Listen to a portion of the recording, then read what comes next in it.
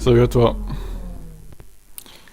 Il reste 6 heures de test aux 10 écuries de F1 avant les premiers voilà, essais George Russell deuxième. Du premier Grand Prix de la saison sur ce même circuit de Bahreïn la semaine prochaine. Bonjour à toutes et à tous, ravi de vous retrouver pour cette dernière journée de test, toujours avec Loïc Duval. Bonjour Loïc. C'est quoi son chrono là, Alors là, est-ce que Loïc, on va pouvoir avoir les premiers enseignements finalement de ces essais?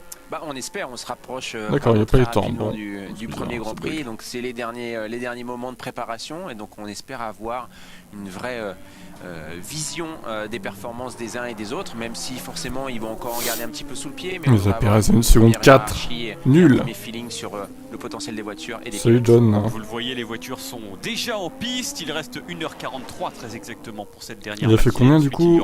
31,5 Russell. On est là avec l'Alpha Tauri et Leclerc 31,0 du coup. Qui vous attend en ce samedi. On est ensemble depuis quelques instants et ensuite à 16h55 ce sera la session de l'après-midi, toujours pour de la chaleur sport, et comme ils ont là. Un plateau juste après avec Pauline Sanzet pour revenir sur les 3 jours et pour donc pour Leclerc, derniers enseignements. Alors ce matin, avant de se plonger sur la piste et de voir ce qui se passe en direct, regardons ce qui s'est passé. Juste une petite image, c'est un drapeau rouge qui a eu lieu en début de séance. C'est à cause de ce capteur qui s'est échappé de la Red Bull de Sergio Pérez, interrompu pendant quelques minutes qui part en morceaux. Le temps d'aller évacuer ces pièces qui se sont mises sur le circuit. Rien de très grave pour Red Bull, d'autant plus Loïc que c'est une voiture qui a l'air quand même plutôt fiable. Il n'y a pas eu d'énormes soucis sur cette monoplace depuis le début. En effet, en règle générale, il n'y a pas d'énormes soucis sur toutes les voitures. On rappelle, c'est une continuité de réglementation. Ouais, mais je sais pas, à mon avis, ils étaient. Ça va, Jean-François et toi? Ils étaient sur la même quantité d'essence que Ferrari, mais il y a 4 dixièmes d'écart entre les deux quand même. Un problème hydraulique, celle de George Russell. Alors, je vous espère qu'il y avait un peu plus d'essence dans la Mercedes, mais le premier jour pour une Aston Martin. 4 dixièmes, c'est énorme. Sinon, en règle générale, ça s'est plutôt bien passé. Ouais, je peux faire ça, John. La performance était là, la fiabilité était là et on a essayé de régler ça. Ouais, on y reviendra. Le son de canal, peut-être tu veux. Parce qu'il y a peut-être quand même. Moi, je suis déjà à fond dans mon micro, donc. Petites inquiétudes du côté de l'écurie de George Russell. Je peux augmenter que le son de canal. Hamilton, on en reparlera. Sur YouTube, en tout cas. Évidemment, vous avez l'habitude. Sinon, tu mets au plus fort tout tel, hein, tu vois. Nous aussi en direct si du circuit de Sakir pour nous donner toutes les petites informations, nous montrer les voitures. Et on parlait de Mercedes à l'instant. Il est justement devant le stand Mercedes. Bonjour Julien. Bonjour Antoine, bonjour Loïc et bonjour à toutes et tous. Oui, vous dites Mercedes, on apparaît devant le garage de l'écurie allemande avec, c'est vrai, vous venez de le mentionner Antoine, un certain niveau d'inquiétude. En tout cas, c'est pas la situation la plus sereine qui soit. Il y a eu cette panne hier soir, ce problème de fiabilité sur la monoplace de George Russell, problème hydraulique sur cette voiture qui ne lui a pas permis de participer à la fin de la session qui s'achevait en nocturne. Heureusement pour George Russell, il est en piste ce matin, il a déjà accompli un nombre assez important de tours, plus de 40 tours à l'heure où on parle avec un deuxième temps. Encore une fois, on ne va pas trop s'attarder sur les performances chronométriques, mais hier soir, à l'unisson, Mercedes évoquait un déséquilibre de la voiture, un manque d'appui à la fois sur l'avant, mais vous avez également pu le constater pendant les séances, des grandes glissades du train arrière bien maîtrisées par les pilotes, mais absolument pas voulu. Et évidemment, ce manque de grippe, ce manque d'adhérence et ce dérobat de la monoplace est de nature à inquiéter Mercedes à 6 heures maintenant du premier week-end de Grand Prix de la saison. Donc c'est clairement pas la situation la plus sereine. Oui, certains problèmes de l'an dernier ont été réglés, sont maintenant mieux compris et maîtrisés. Mais en termes de performance pure, il en manque encore pour pouvoir être véritablement menaçant sur Ferrari ou Red Bull. Merci Julien, effectivement 44 tours effectués par George Russell depuis le début. Tiens, là on est dans le garage McLaren avec Mark Webber qui est le manager désormais d'Oscar Piastri qui attend à côté de sa monoplace le rookie, le tout jeune pilote, la pépite dit-on, Oscar Piastri. Vous voyez d'ailleurs son palmarès avant d'arriver en Formule 1 sur la droite et 3 années 2019, 2020, 2021 où il a été champion en Formule Renault Eurocup, en Formule 3 et en Formule 2 en 2021. Mais Loïc, il y a des petits soucis sur la McLaren, ça fait déjà de longues minutes. Mark Webber dans le garage McLaren, ça fait bizarre. Minutes, en effet, ils ont un petit souci sur, vous savez, cet appendice aéro au niveau des passages de roues qui semble avoir cassé. Donc voilà, on les a vus recoller, scotcher, etc. Mais pour le moment, c'est beaucoup de temps de roulage en moins, ce qui est toujours dommageable pour un rookie.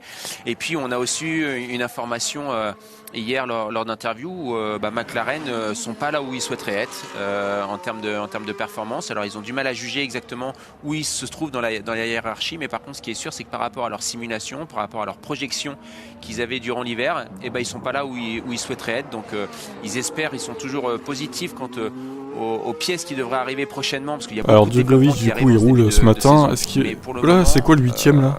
Encore une fois, la performance Albon n'est pas au niveau attendu. Je crois que le nom russe il a pris le pas sur le nom bizarre. Un 360. Ouais voilà, Albon ça s'écrit comme ça en russe si vous étiez pas au courant. Les images pour le pilote australien. Voilà, c'était un petit peu plus tôt. C'est un nouveau pilote russe dans la matinée et voilà. Il vient d'arriver. Quand même bien passé. Ah oui, il a joué de la frayeur, oui, effectivement. Le jeune Oscar Piastri qui a pu retourner en piste derrière. Petite glissade d'Albono. Il y a des petits soucis sur cette monoplace. Ouais, la voiture elle est difficile à conduire. On a pu voir en plus sur la phase d'entrée, il est sur la partie extérieure, il a mordu un tout petit peu le vibreur, ce qui là a perturbé un petit peu l'aéro de la voiture arrière. Et puis du coup, est-ce que Alonso va faire l'après-midi ou est-ce qu'il va faire toute la journée de Djokovic? Je sais pas si ça a été annoncé. Après, pour revenir un petit peu à ce que disait Julien aussi chez Mercedes, au comportement des voitures, c'est hyper compliqué de faire des premières séances d'essai à Bahreïn parce qu'on est sur une piste qui est très abrasive avec une dégradation de pneumatiques qui est hyper importante. Donc c'est vraiment dur de faire des longs relais, d'avoir une idée du comportement de sa voiture sur des longs relais parce que ça dégrade beaucoup. Et bien souvent, au bout deux tours, le pic du pneu est déjà passé et après c'est un peu plus compliqué. On voit aussi beaucoup de blocage de frein. Et puis, pour énumérer un petit peu à tous nos abonnés ce qui se passe au niveau pneumatique, c'est toujours hyper important en F1. Là, on voit sur la Williams que les pneus à flanc le flanc des pneus était complètement noir. En fait, il y a 30 trains de pneus disponibles pour les équipes pour ces 3 jours, avec toute la gamme complète des pneumatiques. Donc vous avez deux trains de pneus durs, le C0 et le C1. Vous avez 2 trains de médium à flanc jaune, C2 et C3. Il y a un train hybride en fait, quelque chose d'un petit peu nouveau. Donc ça c'est une obligation pour les équipes de les tester. Il y a 2 trains disponibles justement à flanc noir, donc pas aucune couleur dessus. Et puis les pneus tendres, le C4 et le C5 à flanc rouge. Et comme vous pouvez le voir sur les écrans, on a les informations en fait des meilleurs temps des pilotes avec le pneu utilisé, donc le C4 pour Charles Leclerc par exemple et le C5 pour George Russell, donc le pneu logiquement le plus performant sur un tour pour George Russell et les pneumatiques médium pour les autres pilotes. Et Oscar Piastri que vous voyez se préparer, lui il avait fait son temps en C3, Julien, justement devant le stand McLaren. Ça y est, il va peut-être pouvoir repartir l'Australien. Oui, on procède à plusieurs ajustements, Antoine. D'abord un ajustement de baquet. Alors il vient juste d'être remis dans le châssis d'Oscar Piastri, mais on est dans là aussi le fameux fine tuning, les petites finitions, et donc par quelques ajouts de tranches de ruban adhésif, pour ne pas donner de marque, on essaye de modeler au mieux ce baquet aux formes du jeune Oscar Piastri qui attend, donc vous le voyez, son heure dans la voiture, puisque vous pouvez constater aussi en bas de la voiture sur le train avant, c'est toujours ce travail sur ces flaps qu'on appelle des top wings, ces petites ailettes qui viennent surplomber le pneumatique lorsqu'il est mis. On est encore en train de renforcer cette pièce. Elle avait déjà été source de problèmes le premier jour. On s'était même inquiété d'un nouveau problème de frein chez McLaren parce que c'est ce qui avait lourdement pénalisé l'équipe de Woki. Non, il roule pas aujourd'hui. Il n'y a pas de problème de frein cette année, mais un problème structurel sur certaines pièces et de certaines faiblesses. Donc vous voyez les petits appendices qui sont en train d'être traités par l'équipe avec ces souffleurs d'air chaud qui viennent aider à renforcer avec des scotch, on va les appeler comme ça, en tout cas des rubans adhésifs haute résistance. Bon, on verra bien si Alonso il est mis dans le left timing, je pense qu'il va rouler viendra de l'usine. Alonso il va rouler cet après au final. Eh bien, on trouve les solutions pour renforcer, on bricole. Sinon il serait pas mis. On a passé beaucoup de temps au stand chez McLaren. Donc il aura fait c'est le pilote qui a le moins 2 jours, ce matin, 25 tours seulement. 4 demi-journées, et Drogovic il aura fait 2 demi-journées. Et ce sera d'ailleurs sa dernière demi-journée avant d'arriver sur un week-end officiel de Formule 1 la semaine prochaine sur ce même tracé, puisque cet après-midi c'est son coéquipier Lando Norris qui sera dans la voiture. Le voilà dans la voiture, dans son baquet, Oscar Piastri. Mais c'est vrai que c'est quand même important parce que la prochaine fois qu'il sera dans cette monoplace, là ce sera un week-end officiel et ce sera tout autre chose pour le jeune rookie. Oui, en effet, hein, la pression va monter quand même petit à petit. Alors, il a eu déjà de la pression, bien sûr, dans les formules de promotion auparavant. Et puis, c'est une pression qui est élevée parce que vous avez comme objectif d'atteindre la Formule 1. Très bien. Et ça, donc, du coup, ça vous impose de bien faire. Mais bon, là, quand on arrive dans le grand bain, première séance d'essai, vous voulez essayer d'emmagasiner un maximum d'expérience. Et puis, quand il y a des petits soucis comme ça, mécaniques sur l'auto, c'est problématique, surtout que les autres n'en rencontrent pas en plus. Donc vous faites tout de suite une comparaison directe et vous vous dites bon, déjà je suis rookie et en plus je roule moins que les autres. C'est toujours une pression supplémentaire. Mais bon, s'il se sent bien dans la voiture, les choses devraient rentrer dans l'ordre. Ouais, Nico Hülkenberg, le pilote Haas qui fait son retour en Formule 1 avec cette équipe américaine aux côtés de Kevin Magnussen. On a vu qu'il avait roulé sur une pièce qui était présente sur la piste, comme on l'avait déjà vu d'ailleurs hier. Enfin, c'était pas le même pilote, c'était une Aston Martin hier qui était passée sur une pièce. C'était pas à peu près au même endroit. Non, apparemment c'est juste une seule. Les vibreurs sont quand même assez il durs. passe de voiture d'un pilote à l'autre dans la roue. C'est des choses qui vont être capables de rectifier très certainement d'ici la semaine prochaine. Mais ouais, de temps en temps on voit des petits morceaux de carbone sur la piste ici et là. Je vous informe aussi, c'est important, vous pouvez prévenir vos amis, votre famille. On est aussi en direct sur YouTube ce matin, sur la chaîne YouTube de Canal, donc pour suivre cette dernière matinée d'essai à Bahreïn. Il reste 1h32 minutes et 38 secondes. Et comme vous le signalez, ça c'est une petite nouveauté qu'il y a sur vos écrans à gauche. Loïc en parlait et c'est important évidemment pour bien comprendre aussi les performances des équipes, de avoir vraiment le composé exact de pneus qui a été utilisé pour le meilleur temps. Donc vous voyez C4, C5, C5 pour Leclerc, Russell et Drugovich. Le C5 c'est vraiment le plus tendre, celui qui permet d'aller le plus vite pour faire simple. Et donc George Russell, ça lui a permis de faire son meilleur chrono et d'être deuxième. Et Leclerc était aussi en pneumatique tendre, même si le composé choisi était un petit peu plus dur que celui du pilote Mercedes. Alors que Perez, par exemple, la Red Bull en 4e position, c'est la première voiture à avoir utilisé le médium. Et là vous avez Albon justement dans la Williams où lui utilise ses pneus, ce prototype en fait, qui est un pneumatique qui se situe dans la fenêtre entre le pneu médium, donc à flanc jaune, et le pneu tendre. Ah, mais de toute façon il change les réglages à chaque fois. Une petite idée. Donc, tu te doutes bien qu'il ne reste pas avec les réglages de l'autre. Pour le moment. Mais bon, après c'est sûr que c'est pas idéal. Caméra embarquée, fin de ce tour d'Alexander Albon.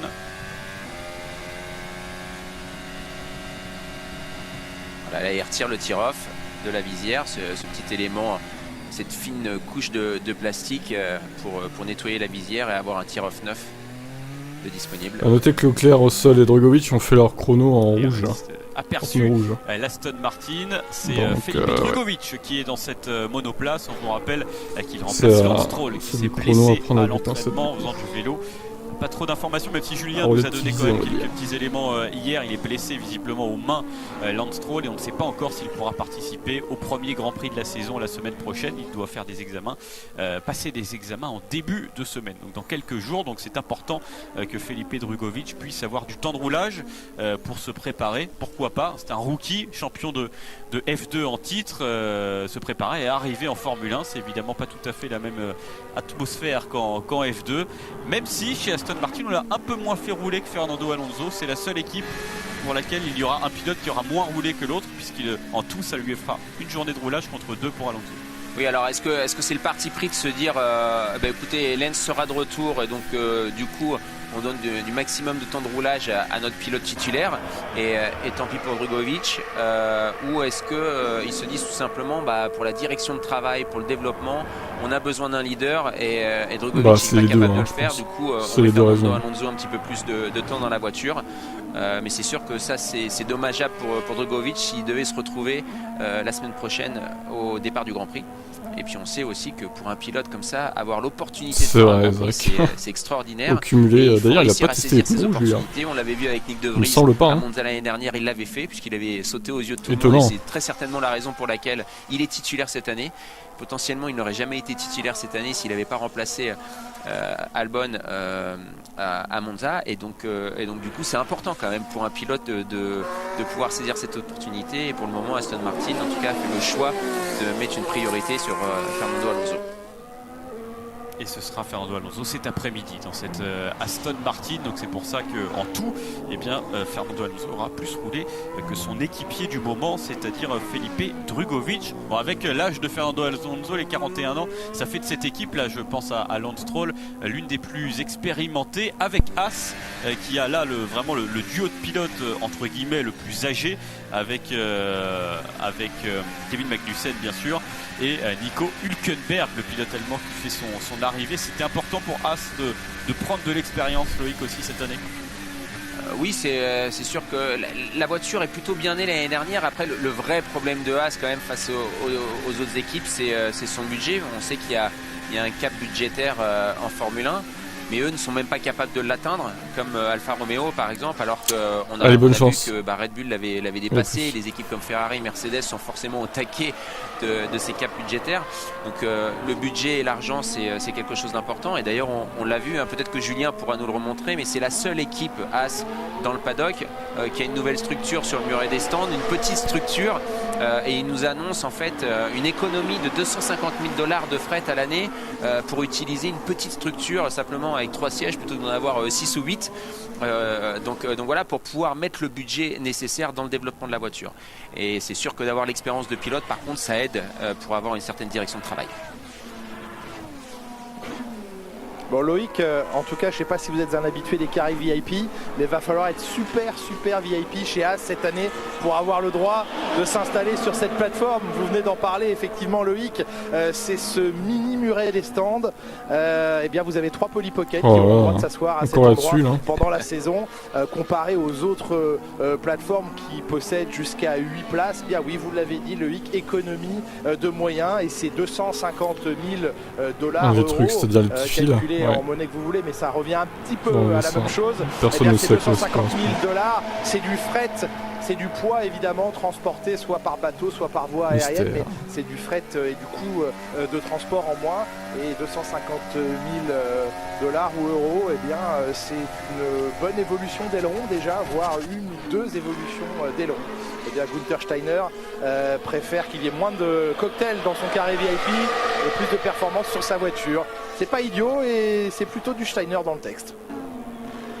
Écoutez, moi en tout cas en tant que pilote, je sais que je validerai quand on sait en règle générale dans les contrats les primes de course qu'ont les pilotes. Si ça peut, les 250 000 $ peuvent vous permettre d'avoir une voiture. Ouais, mais bon, ils vont être serrés 3 là-dedans. Putain, t'as pas de place quoi. Tu peux pas te retourner, rien. 3 ingénieurs sur le muret des stands. C'est pour vous que vous voulez ça. Ah bah quelque part un petit peu, mais non, il faut des économies de bout de chandelle où ils peuvent en fait. Ils ont tellement pas de budget que bon. Ah, je suis sûr qu'ils vont même pas au budget maximum autorisé. Ils sont bien en dessous.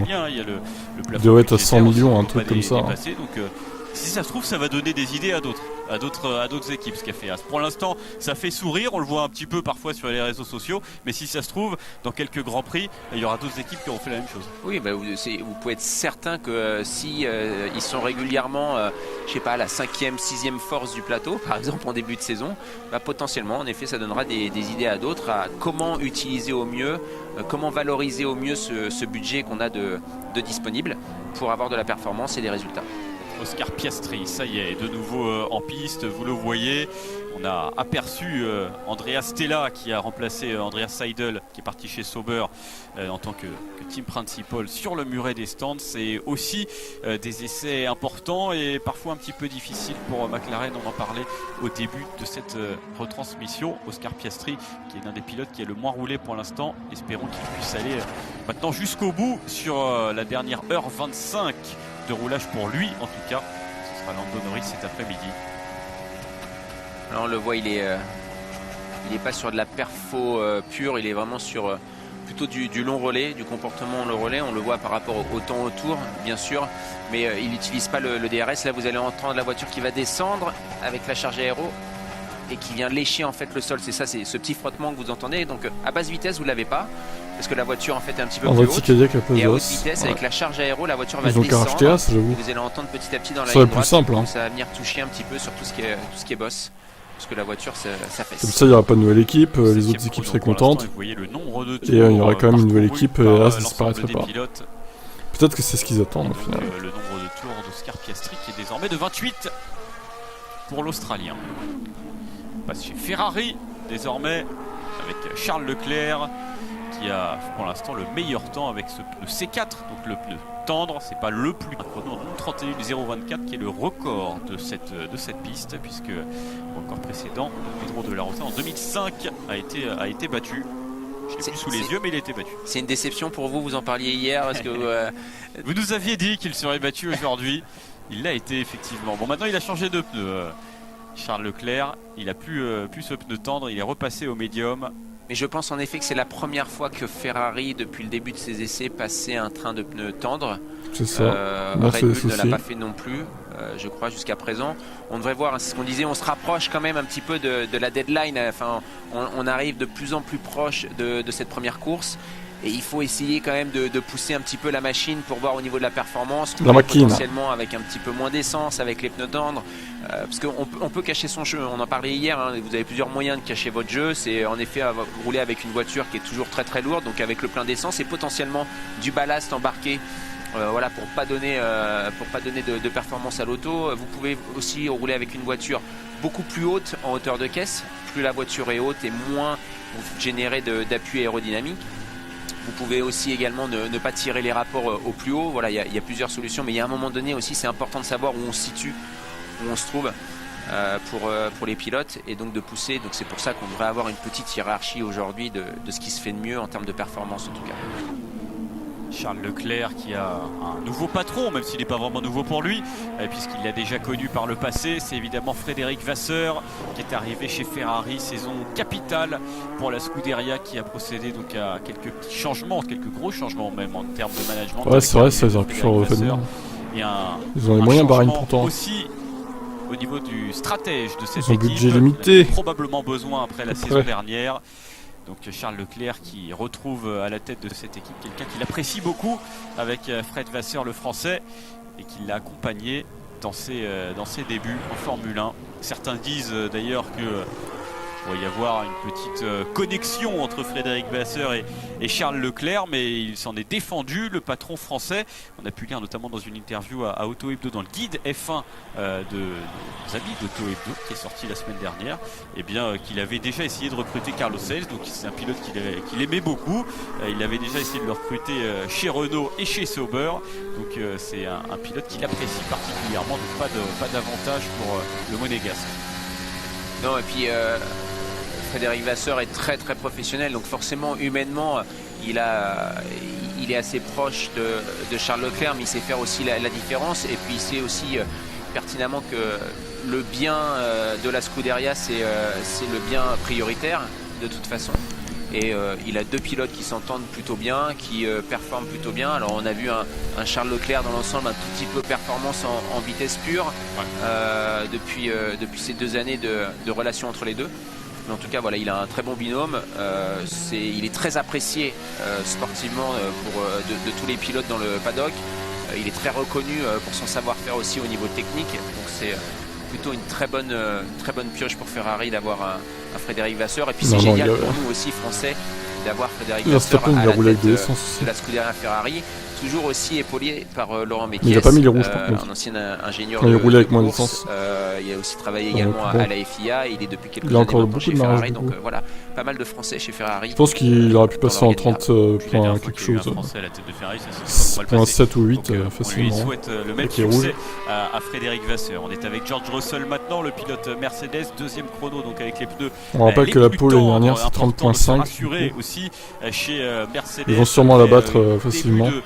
Vu que là ils sont déjà en 30 presque. Si l'on va écouter justement alors le qu'il fait chaud britannique revenir sur ses difficultés, la question qui lui est posée, est-ce qu'on peut penser que vous démarrez la saison drapeau rouge pied apparemment. du mur? Voilà la réponse de George Russell. Russell. Bug. Je dirais pas au pied du mur, je pense que cette équipe est très douée pour le développement de ses voitures tout au long de la saison. Je pense que c'est important de ne pas montrer tout son jeu, de ne pas montrer toute la voiture dès les premières courses, mais plutôt d'amener une voiture sur laquelle on peut travailler tout au long de la saison et sur laquelle on peut amener des améliorations. Ça permettra de trouver de la performance plus tard. Ah si, red flag. Si je devais vous dire aujourd'hui maintenant comment on se place par rapport au reste du paddock, au moins 20 secondes. Hein. Grand Prix. Oh, la Ferrari arrêtée. Ah non, c'est une Alfa Romeo. Putain, on les confond, mais qu'est-ce que j'avais dit hein. On allait les confondre, hein, ces voitures. C'est voilà, c'est ça. C'est une Alfa Romeo, hein, c'est pas une Ferrari du coup. Le rouge est un peu plus foncé sur Alfa. La voiture est arrêtée et un drapeau rouge est sorti.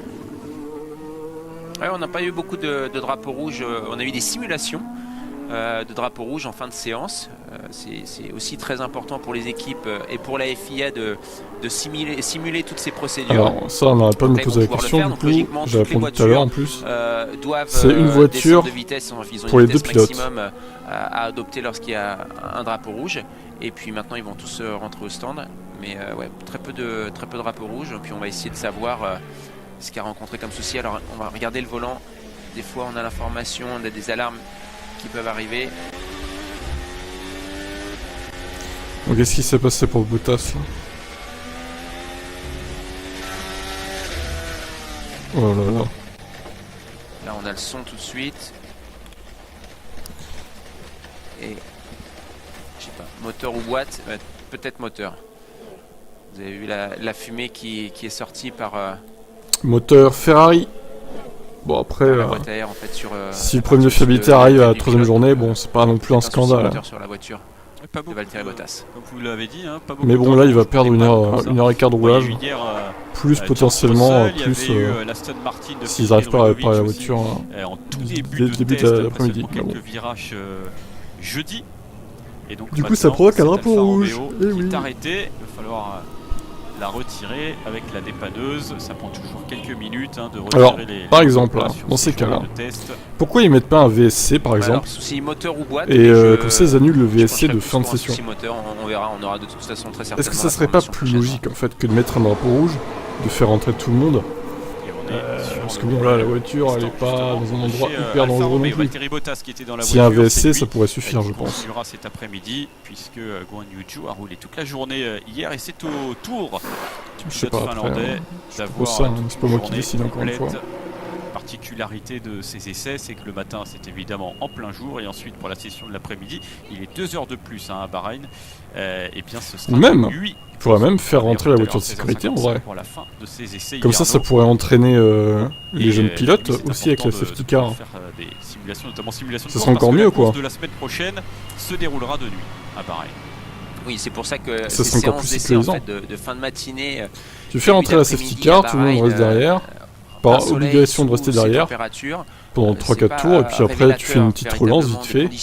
Comme ça les jeunes pilotes ça les entraîne aussi. Piastri ça pourrait l'aider. Drogovic aussi. Énormément les pneus, donc de toute façon c'est pas très révélateur de ce qu'on va rencontrer dans l'ensemble sur la saison, mais en plus ces températures que l'on a maintenant, ils vont même pas les rencontrer le week-end de course. Exerto, pour les Leclerc il a qualifications fait son temps en C5 aussi. Donc les séances de l'après-midi sont beaucoup plus importantes en termes de données collectées pour les équipes. Drogovic aussi du coup. coup. Peut avoir pendant l'après-midi, même s'il y a toujours du travail à faire. Même si Aston Martin marche, il n'ira pas chercher les premières places. Mais les données sont moins importantes. De toute façon, il va pas rouler, je pense. Ce sera Stroll du coup. Donc il n'y aura qu'une Aston Martin. À pied. au stand avec son fameux casque qu'on voit sur la gauche. Non, il y avait un visuel revenez en arrière les gars, attendez. Qui reprend sa nouvelle coupe de cheveux. Il était remarqué en rouge, Leclerc. Hein. Regardez, on le voit bien là sur le côté gauche. Putain, faut retrouver ça dans le truc. Au moment où on est en train d'évacuer sa voiture. Ah, il y a C4 et C5. Oh putain. La place de Pierre Gasly, l'Alpine, qui est au volant. Le Normand depuis le début de la matinée. Esteban Ocon roulera cet après-midi. Qu'est-ce qu'on peut dire, Loïc Dalby? Ah ouais, mais comment voulez-vous les retrouver? Il y a 5 types de gomme. C'est insupportable aussi là.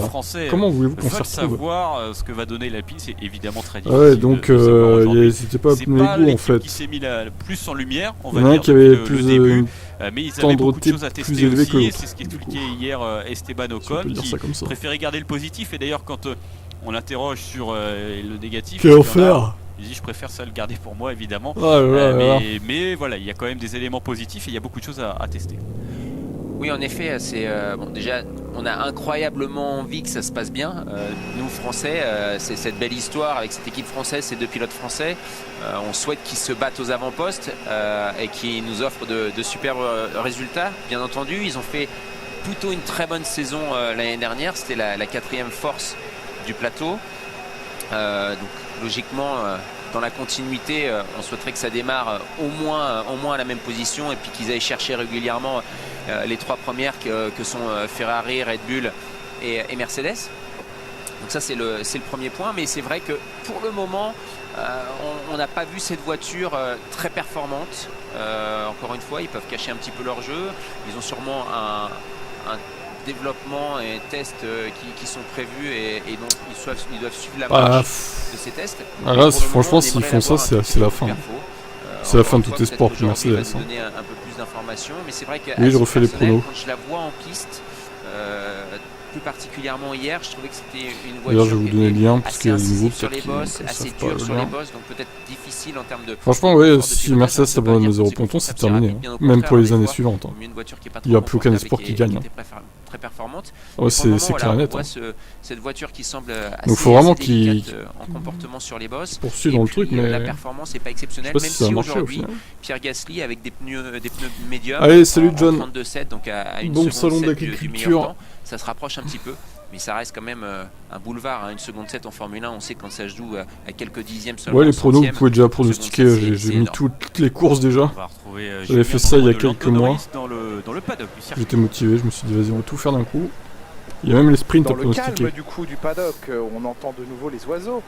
Tant que la piste est sous drapeau rouge.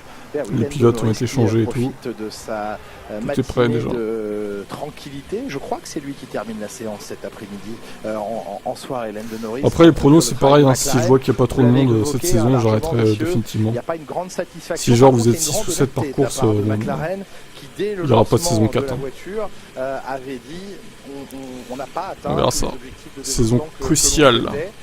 Alors oui, McLaren est sur un plan de développement de ses outils. La soufflerie qui a été totalement repensée, revisitée, reconstruite n'est pas prête dans les délais impartis et ne sera pas opérationnelle avant un long moment. Donc son véritable impact à cette nouvelle soufflerie, il se ressentira peut-être un peu sur la voiture de 2024 et plus majoritairement sur la voiture de 2025. Est-ce qu'il sera aussi patient, Lando Norris? Parce que c'est une des pépites de ce paddock de Formule 1. Il fait mais Norris, il peut aller où en même temps? Performance, il fait parler par son attitude. Chez Red Bull, allez, vas-y. Ouais, pourquoi pas, Red Bull.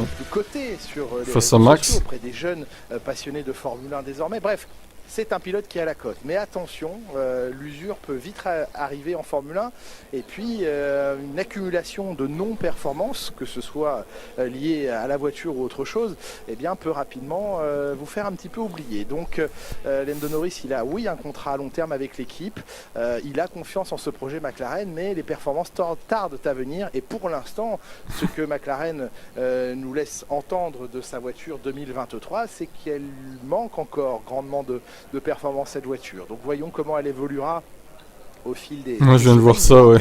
Un package d'évolution. Voyons comment elle évoluera. Je vais vous montrer. Il manque encore grandement de performance cette voiture. Donc voyons comment elle évoluera. C'est pas très gentil ça. Au fil des semaines, il n'y aura pas un package d'évolution pour le premier Grand Prix de la saison. On l'a encore vu ce camp vous à Woki.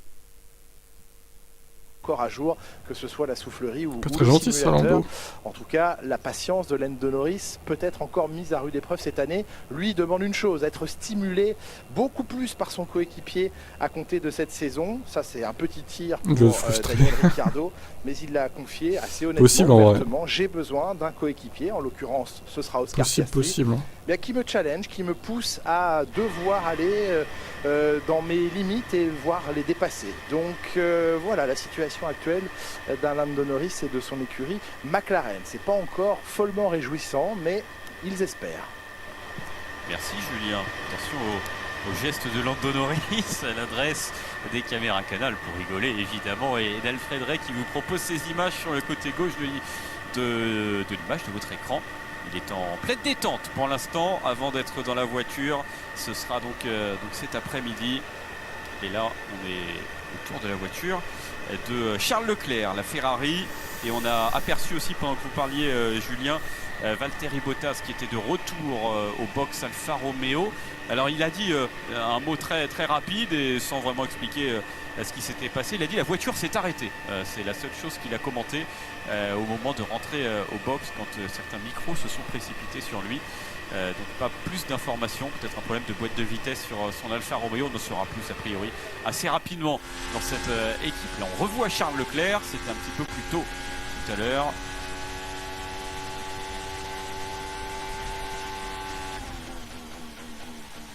Alors Charles Leclerc qui utilise deux visières différentes entre le jour et la nuit, où on voit bien ses yeux le soir. Donc c'est toujours des caméras hyper intéressantes de voir le visuel des pilotes. Et là une visière clairement plus fumée pour la partie jour, soleil. Ah, c'est son tour rapide en pneu tendre. Messieurs, vous avez... Pardon, excusez-moi de vous couper, mais messieurs, vous avez les plus plates excuses de Lando Norris qui était en mode absolue détente. Bien sûr. Qui, dès qu'on a eu coupé la caméra, nous a fait un signe en disant « Oh, je suis désolé, mais c'était pour rire !»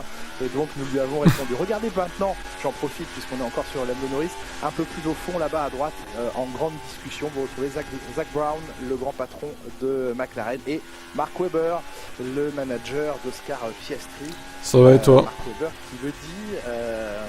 Oscar Piastri, bien meilleur pilote que je ne l'ai jamais été. Bon, ça aussi, c'est très classe de le dire, mais c'est aujourd'hui un manager à la retraite du pilotage, donc il peut se permettre de le dire. Mais voilà, pour lui, il tient la pépite australienne de la décennie, peut-être du siècle, et en tout cas, se charge avec sa compagne Anne, de veiller à tout ce qui est...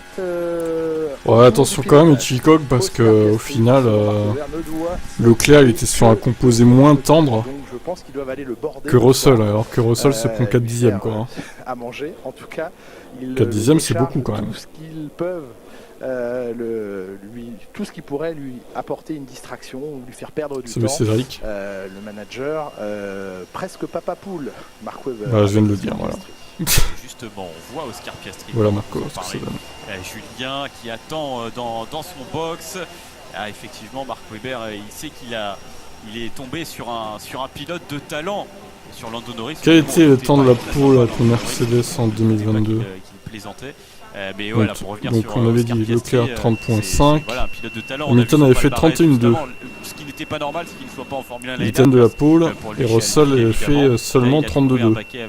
Avec McLaren dans les circonstances que l'on connaît. Déjà c'est mieux évidemment, mais qui montre de quoi il est capable. Dans cette après, voiture, heureusement que c'est mieux que Bahreïn 2022 pour le coup. McLaren, on le sait pas encore, mais il aura l'occasion de le montrer assez vite. Oui, en effet, malheureusement. Moi, j'ai pas suivi non plus le début. Je suis juste arrivé à 10h30. Formule 2 qui n'ont pas forcément accès. Puis ça reste un entonnoir. À un moment donné, les pilotes de talent qui arrivent en Formule 1, ils restent. Il y a d'autres pilotes, on sait, qui sont peut-être un peu moins talentueux. Pour Russell, il y a 4 dixièmes de Leclerc. D'autres convictions auprès des équipes avec des grosses valises des fois de partenaires. Et donc ça aide aussi également beaucoup. Mais aujourd'hui, c'est un pilote qui doit en effet se concentrer simplement sur sa performance. Il a le temps, lui, contrairement à Lando Norris.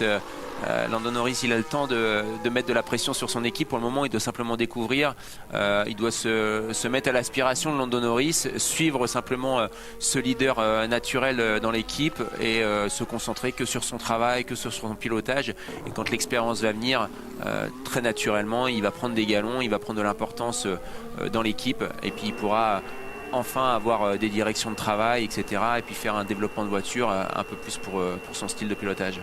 C'est reparti depuis quelques instants sur la piste de Sakir après le drapeau rouge consécutif à la panne de l'Alfa Romeo de Valtteri Bottas. Sergio Pérez va monter à nouveau dans sa monoplace, lui qui pour l'instant... Du coup Hamilton y reviendra cet après-midi et Alonso aussi chez Aston. En pneumatique médium contrairement aux 3 premiers. Et Pérez reste là toute la journée. Voilà, dans et Sainz pendant le relais de Leclerc chez Ferrari. Et puis c'est vrai qu'Oscar Piastri, comme le disait Julien avec Mark Webber, qui est bien décidé à l'accompagner partout, j'ai l'impression, il a bien raison, il a quand même une bonne référence pour avoir de très très bons conseils dans cette très jeune équipe avec Lando Norris qui certes commence à avoir pas mal d'expérience mais qui reste un jeune pilote. Il n'a que 23 ans, 21 ans pour Oscar Piastri, 82 départs en Grand Prix pour le pilote britannique. C'est une équipe très très jeune, mais après c'est vrai que Zak Brown depuis qu'il est arrivé donne dans l'ensemble beaucoup sa chance aux jeunes pilotes. McLaren est en Formule 1, mais ils sont également en Formule E, où ils ont un jeune pilote. Ah oui, d'ailleurs, il y a une course de Formule E aujourd'hui, je crois. Où ils ont également des jeunes pilotes. Donc voilà, il donne sa chance aux jeunes. C'est plutôt son cheval de bataille, plus que l'expérience encore. Après, les deux sont importantes, mais en tout cas, ce qui est sûr, c'est qu'il a toujours de jeunes pilotes talentueux dans l'équipe.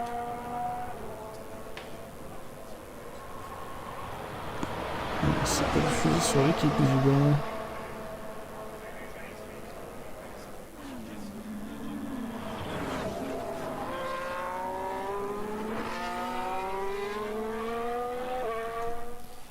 Nico Hülkenberg avec le 6e temps, on en parlait du pilote allemand qui fait son retour, lui qui a pas mal voyagé en Formule 1, on l'a vu dans beaucoup d'équipes, ancien pilote Williams, c'est là qu'il avait démarré, ensuite Force India, Racing Point, bon, c'était la même structure, tout comme Aston Martin, il est aussi passé par Sauber, par Renault et désormais chez Haas. L'expérience du pilote de 35 ans, 181 départs en Grand Prix pour lui.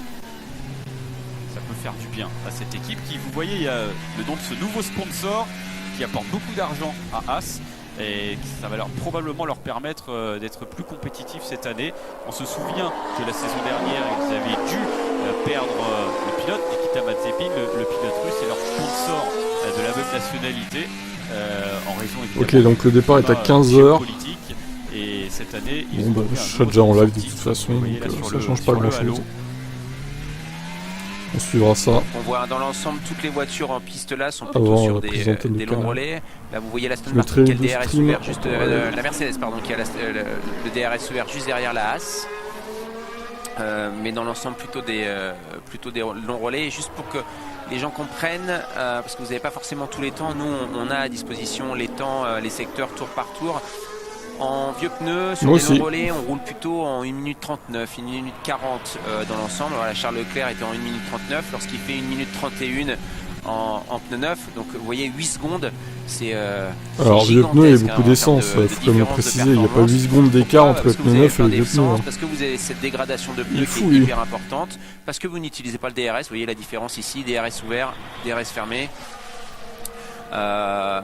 Et puis oui, donc cette dégradation, ce DRS, les pneumatiques bien sûr médium et soft, voilà, ce sont des différences qui sont énormes. Et là on l'a même entendu quand on était en caméra embarquée avec Nico Hülkenberg, où il tire même pas les rapports complètement quand il est en sortie de virage. Il essaie de faire ce qu'on appelle des upshifts et monter les rapports assez tôt pour aider au niveau de la motricité, pour pas mettre trop de puissance en fait sur les roues arrière et pour pas avoir ces survirages.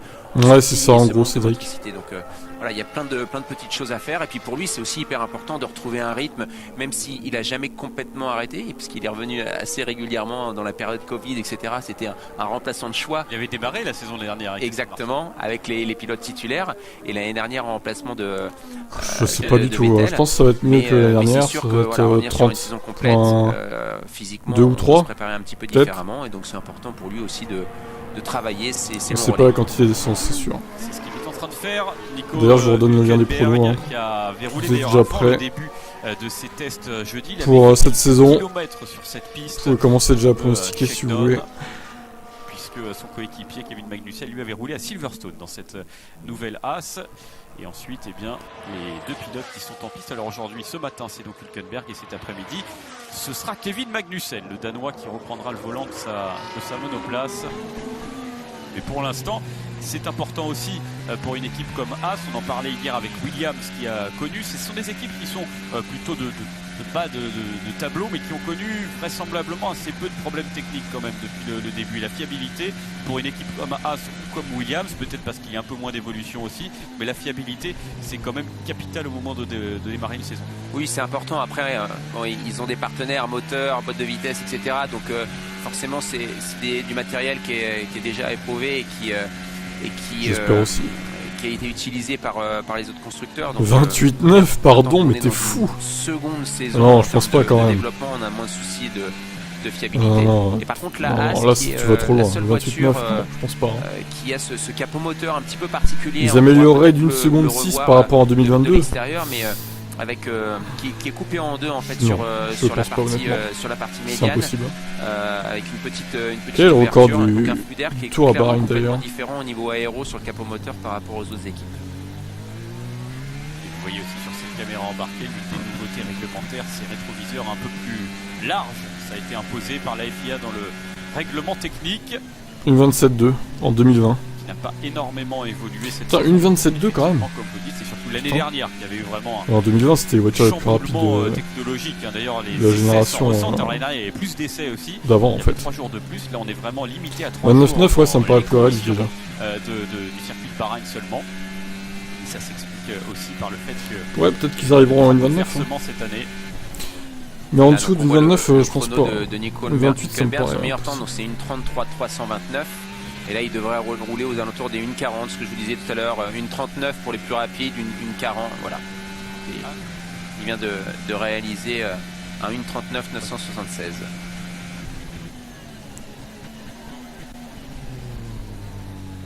Regardez là, il va monter le rapport rapidement. Vous voyez, il n'emmène pas le régime moteur au maximum pour garder de la motricité sur la sortie du virage.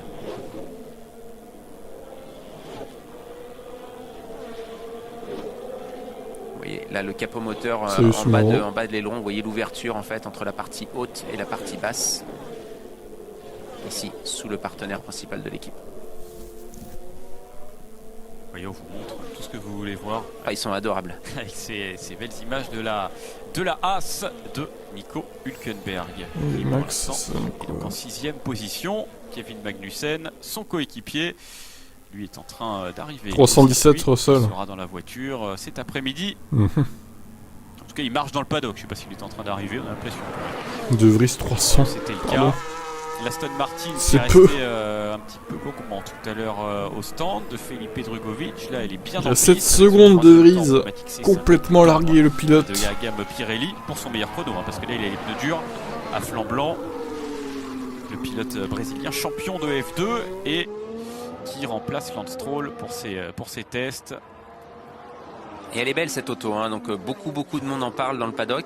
Elle semble assez performante. Encore une fois, il faut faire très attention parce qu'on ne sait pas dans quelles conditions il roule en termes de poids et puis de programme simplement de test. Est-ce qu'ils vont vraiment chercher de la performance ou pas? Mais ils roulent pas sous le coup autorisé quand même. Aston Martin, ils en sont pas là. Dans le top 4 de chaque séance.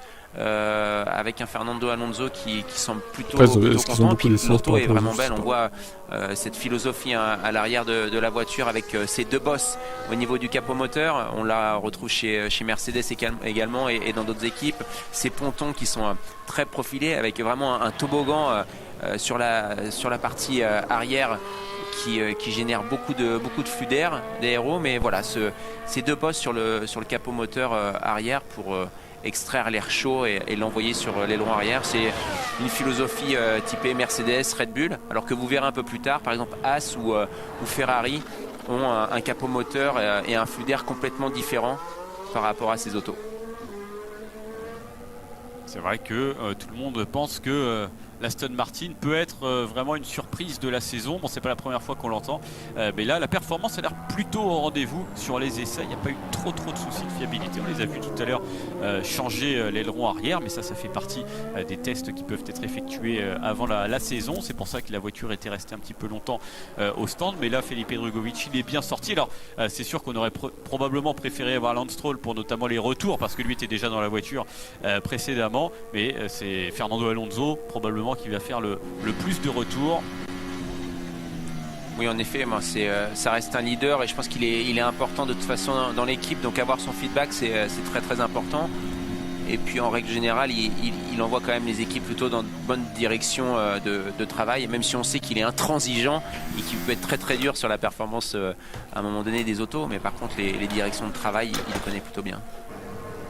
Et quant à Lance Stroll, on a cru comprendre que c'était un souci sur ses mains. Julien en parlait hier, on ne sait pas s'il y a des fractures ou autre, mais pour le moment l'équipe pense qu'il devrait être disponible pour la première course. Le retour de l'Alfa Romeo de Bottas.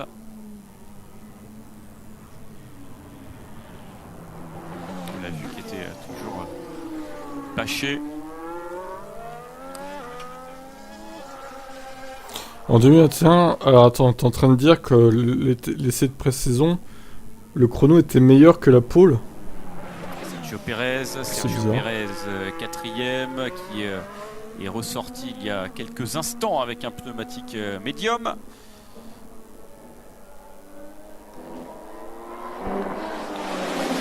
Et Julien est devant la voiture de Pierre Gasly.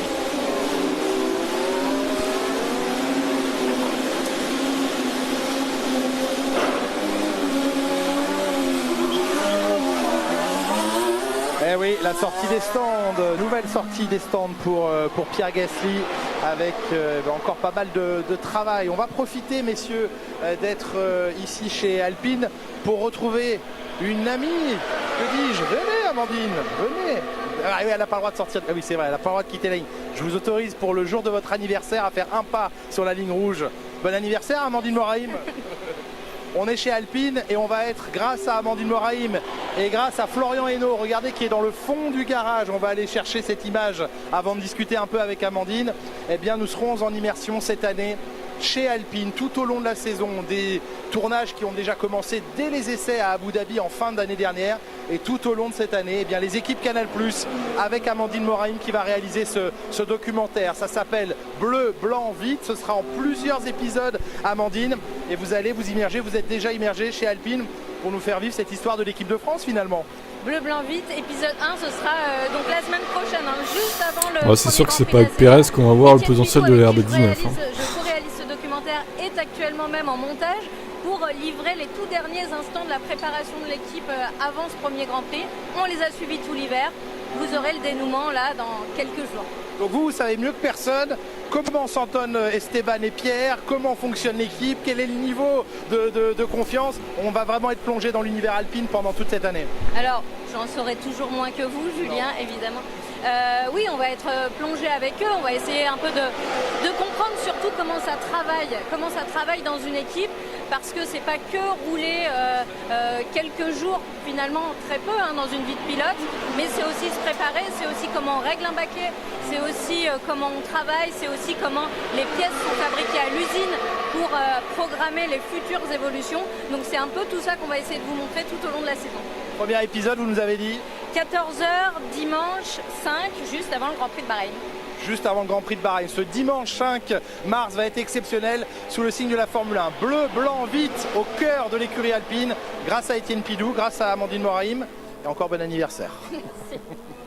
Merci Amandine et Julien. Et d'ailleurs, la semaine prochaine, le 5 mars, je vous aurai rendu votre place, Julien, rassurez-vous, pour commenter avec Jacques Villeneuve ce premier Grand Prix de la saison. Oh Bleu, non, pas Jacques. 14h10 sur Canal, non, juste avant on commence mal la saison, et du avant coup. le Grand Prix qui sera à 16h sur Canal aussi, ce Grand Prix de Bahreïn. Tiens, si on regarde un petit extrait, ce sera à 16h, le départ dimanche prochain. Sur cette série qu'on va pas vous proposer toute cette saison.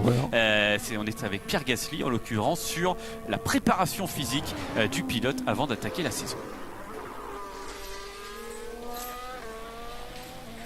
Physiquement, je suis au mieux que j'ai été. Mentalement, je suis vraiment très content. Okay. You ready? J'ai ce nouveau projet avec Alpine qui génère énormément d'excitation et aussi de bonheur. 1, 2, 3, 4, 5. All right. Tough? Yeah.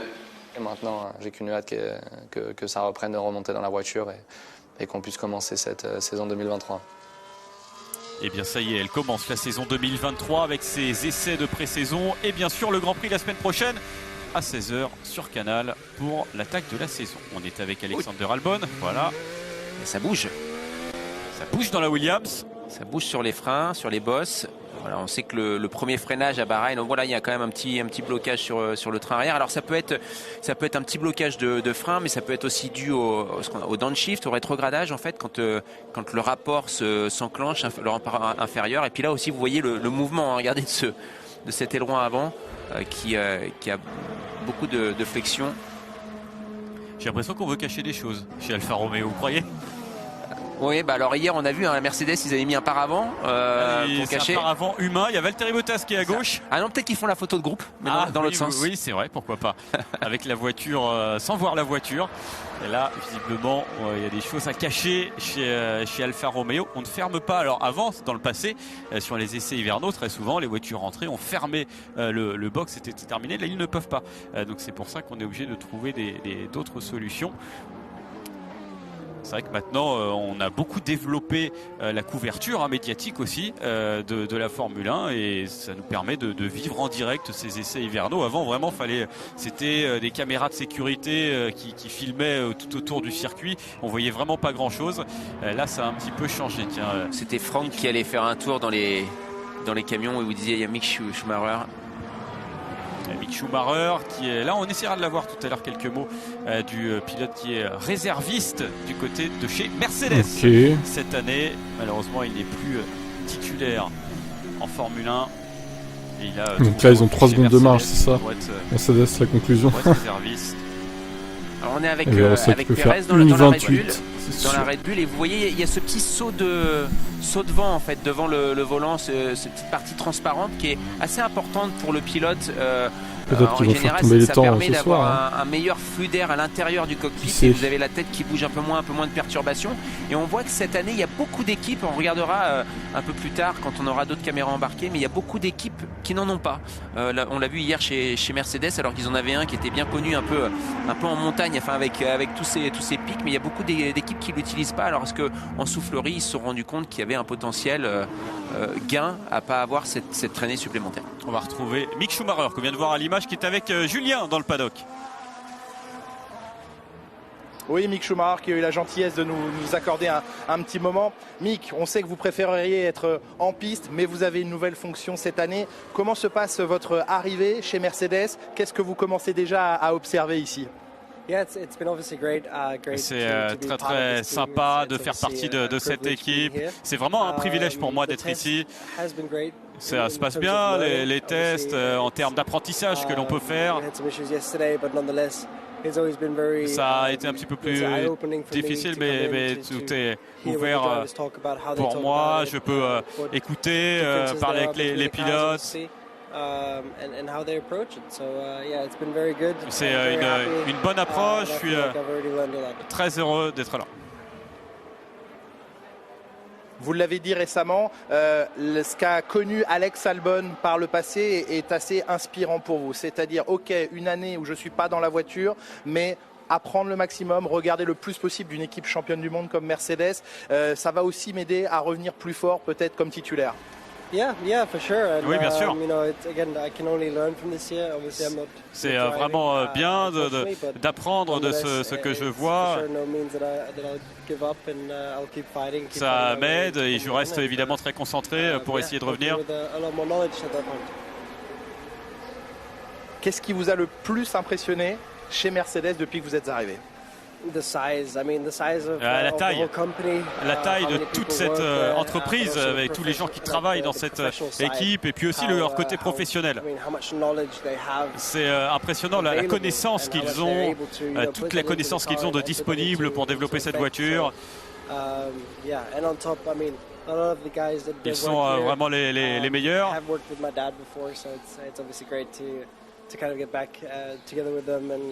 Donc c'est vraiment très bien de travailler avec eux, d'être au cœur de cette équipe. Est-ce que vous avez le sentiment que vous allez pouvoir facilement être auprès de George Russell, de Lewis, qu'ils vont vous laisser au-dessus de leur épaule, regarder leur travail et échanger avec eux? Ouais, j'ai l'impression qu'ils sont très ouverts. Ils m'invitent tout le temps, je suis toujours présent dans les réunions, dans les meetings.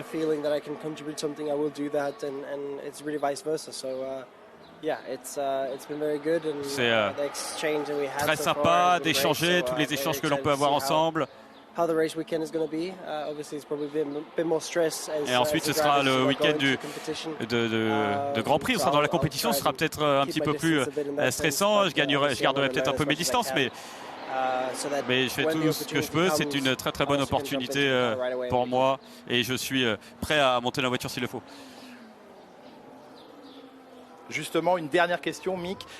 2024, vous y travaillez déjà, vos discussions, vos contacts, ça a déjà commencé? I mean, obviously, it's early days. We're not even in the season yet, so my focus is really to be in Là, the je suis vraiment concentré sur le présent, d'être ici. Et on verra pour mon retour en Formule 1. On doit attendre et voir ce qui se passe dans le futur. Je vais essayer surtout de garder cette expérience de Formule 1 pour revenir. Et il faut être préparé. Merci Mick. Merci à Mick Schumacher et à Julien. Donc Mick Schumacher qui évidemment garde dans un coin de sa tête le fait de revenir encore très jeune, le fait de revenir en Formule 1. Il peut profiter de cette expérience. C'est vrai que c'est une belle expérience quand même d'être autour de Mercedes. Il y a pire que d'apprendre avec une équipe comme celle-là. Oui, c'est sûr. Il n'y a sûrement pas beaucoup mieux en tout cas que d'être avec des pilotes tels que. Alors on a vu pendant ce temps-là qu'il y a Leclerc et Russell qui se dépassaient mutuellement. C'était marrant. Tellement de titres, donc c'est forcément une bonne expérience pour lui. Après, c'est jamais simple de revenir en F1. Il a forcément un nom très important pour la Formule 1. Ce qui peut vous ouvrir des portes ou vous enfermer, c'est pas toujours facile et ça doit pas être facile de s'appeler Mick Schumacher parce que forcément la comparaison est assez facile et c'est pas quelque chose de simple. Par contre, il nous a manqué un petit quelque chose quand même pour se dire qu'il a vraiment sa place en termes de performance.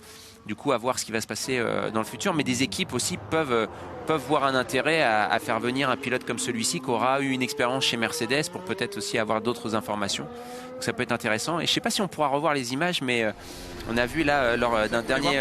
non, c'était pas celle-ci. On va la revoir quand même. On va quand même la revoir. Là, on est avec George Russell et Charles Leclerc qui est juste devant. Bon, à droite, c'est le direct. À gauche, c'est un retour sur ce qui s'est passé, comme vous le voyez. En Grand Prix, les pneus durs pour Russell. Il se fait dépasser et après Charles Leclerc va prendre l'aspiration dans la ligne droite. On voit que Russell est un peu plus performant.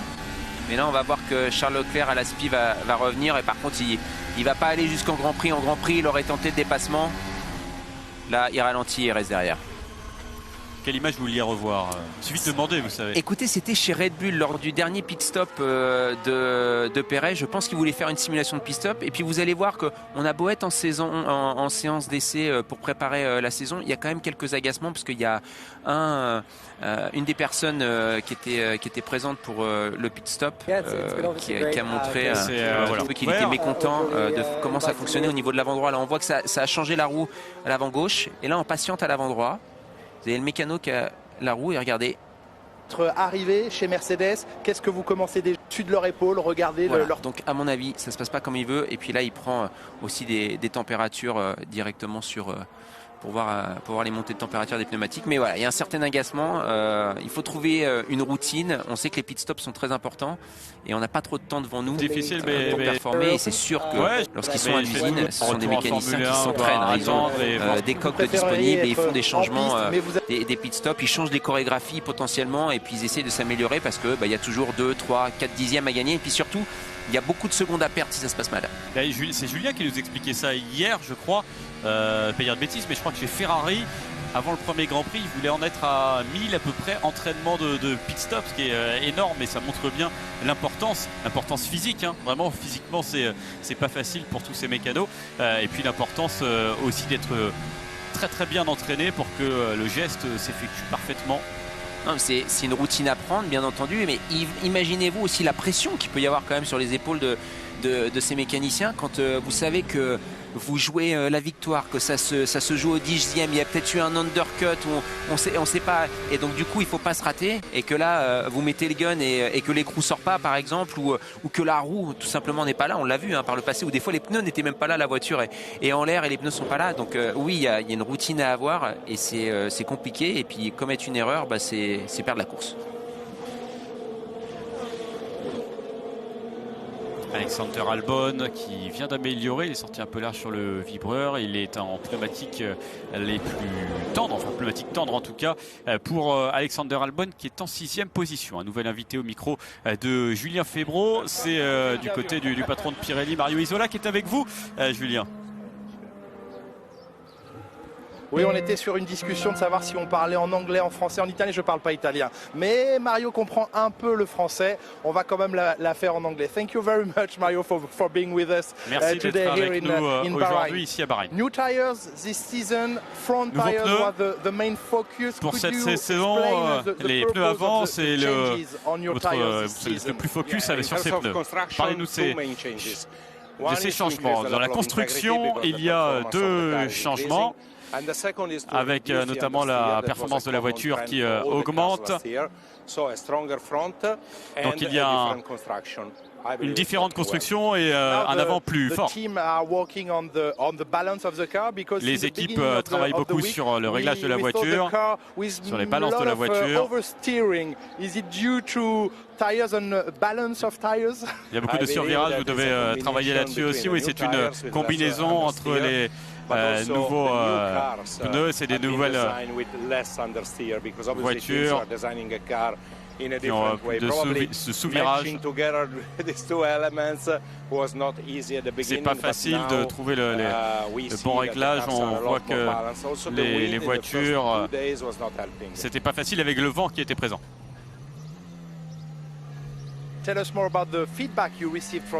Parlez-nous des retours que vous avez eu des équipes. La première journée, tout le monde était vraiment concentré sur les réglages de la voiture.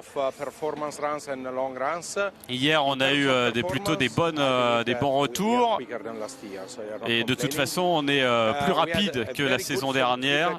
On a un très bon retour sur le C1, qui est un nouveau pneu.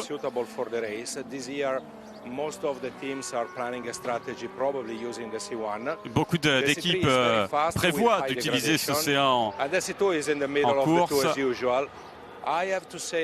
Feedback is from neutral to positive, depending on the level of balance they have found. Les retours sont positifs, ça dépend aussi de la balance qu'ils ont trouvée. Mais c'est bien de voir que ça se passe bien avec les voitures et ils ont fait beaucoup de tours sans trop de problèmes, ça c'est important.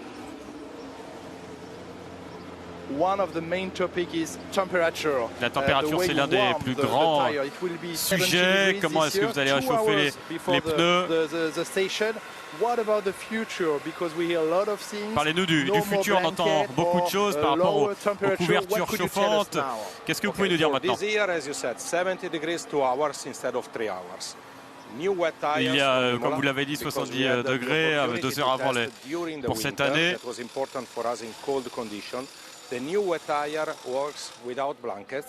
Les nouveaux pneus rouges fonctionnent sans couverture chauffante. Les nouveaux pneus pluie sont plus rapides.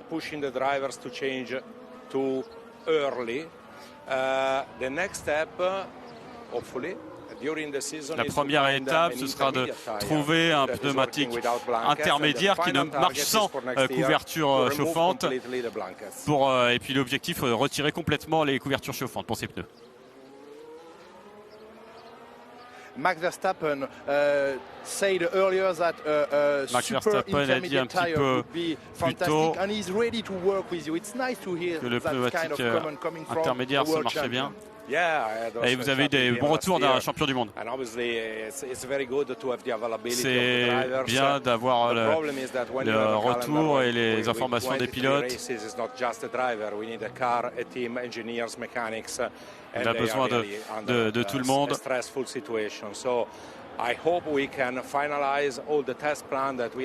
On espère pouvoir bien terminer notre plan de développement avec les équipes.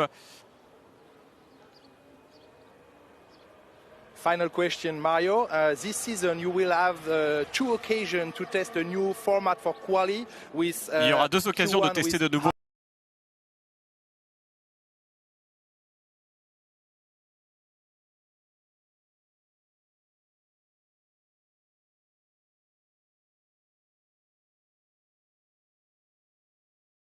Et la F1 doivent le décider de ces deux courses. Je pense que le nouveau format sera un bon format parce que le problème c'est que pour le moment on a le même nombre de pneus pour les qualifs et pour la course, donc nous devons décider le bon nombre de pneus soft à utiliser. Donc on voudrait réduire le nombre total de pneus disponibles. Il y a beaucoup de discussions avec la FIA et la F1 pour essayer d'améliorer un petit peu tout ça. Et ensuite garder la stratégie ouverte pour la course.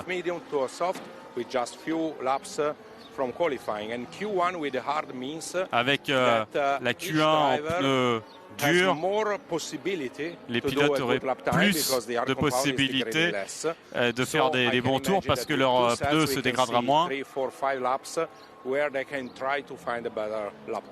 Donc ils pourront trouver le meilleur temps. Ça pourrait être un nouveau format qui sera généralisé pour la saison prochaine, oui je pense. Le but c'est toujours de travailler là-dessus, que les nouveaux formats conservent le spectacle, donner plus de possibilités aux pilotes d'avoir le meilleur potentiel possible. Under the spotlight, but clearly if we can find a way with the tires to help in this on doit essayer que le pneu aide à cette progression du spectacle, évidemment. Merci à Mario Isola, Julien, effectivement pour donner aux pilotes l'opportunité d'être toujours les meilleurs. Et c'est vrai qu'il y a cette possibilité d'avoir deux essais, bon ce sera le cas a priori, comme le disait Julien, d'avoir sur 2 grands prix des tests en qualif, d'avoir la Q1 en pneu dur, la Q2 en pneu médium, la Q3 en pneu tendre. Ça permet aussi de mieux gérer le nombre de pneus apportés. Oui, en effet, même si on sait aussi qu'il y a certaines voitures, on l'a vu dans le passé, qui potentiellement d'une année à l'autre peuvent avoir un meilleur comportement. Enfin, vous pouvez avoir la Red Bull qui va avoir un meilleur comportement avec un pneu médium qu'avec un pneu tendre, et potentiellement leur choix prioritaire aurait été d'utiliser un pneu médium. Putain, mais et puis on voit juste rien dans les incrustations. Voilà, donc il va falloir avoir des voitures le rouge on voit rien quoi. Sur une gamme de pneus. Le jaune on voit, mais le rouge il devrait mettre plus clair parce que là sur du rouge foncé sur du noir, ils sont cons. Il a parlé du C0, alors c'est pas forcément toujours clair pour tout le monde. Le C0, on est bien d'accord, c'est le pneu le plus dur, et plus vous montez en chiffre, exactement, et plus vous montez en chiffre. Je vais changer de stream peut-être avec une qualité HD éventuellement, mais voilà, mais même je suis pas sûr qu'on voit bien quoi. Également des pneus pluie. Oh putain, attendez. Ouais, on voit un peu mieux, mais c'est pas non plus la folie. C'est 4, c'est 5, c'est 5. Essayer de ne pas avoir de couverture chauffante. Donc il doit le mettre plus clair le rouge. D'électricité pour chauffer ces pneumatiques, mais par contre ça c'est un énorme travail parce que mettre les pneus en température c'est très important parce que sinon on se met dehors, il y a des crashs, etc. Donc trouver en fait des gommes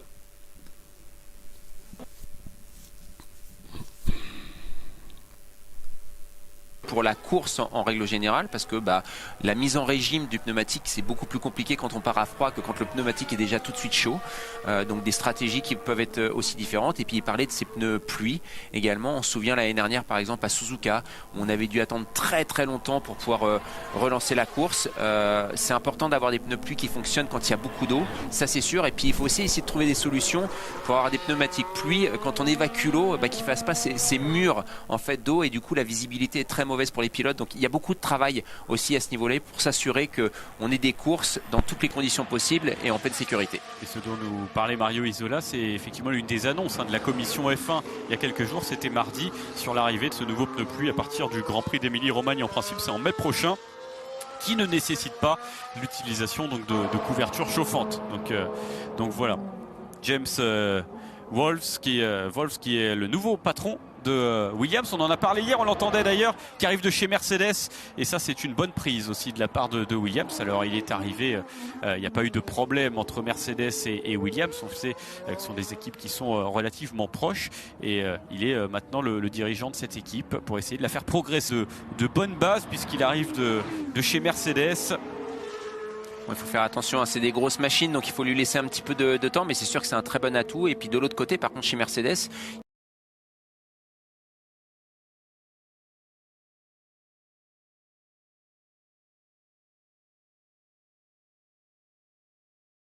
d'ailleurs, là, vous avez un capot moteur qui est complètement différent. Vous n'avez pas ces deux bosses qui sont de chaque côté de la sortie d'échappement. Là, c'est vraiment épousé au plus proche du moteur, beaucoup plus fin et beaucoup moins d'air chaud qui est envoyé en fait sur le bas de l'aileron arrière. Et là, on a Charles Leclerc qui n'ouvre pas le DRS, et regardez à l'arrière, vous voyez en fait où tout est bien épousé en fait au plus proche du moteur, et vous n'avez pas en fait ce capot moteur avec cette double bosse de chaque côté de l'échappement. Il reste 30 minutes désormais avant la fin de cette dernière matinée. Il restera la session de l'après-midi d'essai. On suit Charles Leclerc, toujours le plus rapide, avec son chrono qu'il a fait tout à l'heure avec ce pneu C4. C'est d'ailleurs le pneu C4, c'est le pneu qu'il a l'air d'avoir encore une nouvelle fois là.